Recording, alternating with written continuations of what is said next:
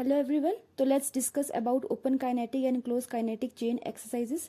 तो what do you understand by the kinetic chain? आप kinetic chain से क्या समझते हो? देखो, काइनेटिक चेन दरअसल में होता क्या है, the system of muscles, joints and connective tissues known as kinetic chain. यानी कि मसल्स को, जॉइंट को और कनेक्टिव टिश्यू को ही हम काइनेटिक चेन बोलते हैं। क्यों?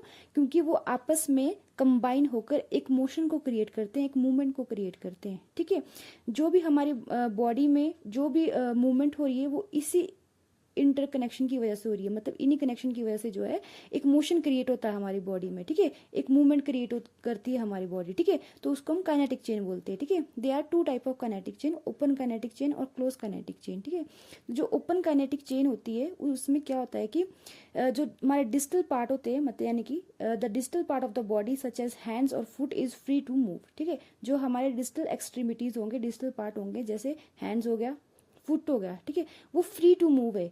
यानी कि वो फिक्स्ड नहीं है, वो फ्री टू मूव है। ठीक है, जैसे for example bicep curls, bench press, leg extension और लेग कर्ल्स। ठीक है, these are the example of open chain exercises. And the second one is close kinetic chain exercises. ठीक है, तो इसमें क्या होता है कि जो हमारे डिस्टल पार्ट होंगे, यानी कि जो हमारा अवे फ्रॉम बॉडी, मतलब अवे फ्रॉम बॉडी पार्ट्स होंगे, जैसे हैंड्स और फुट हो गए, दे आर फिक्स्ड।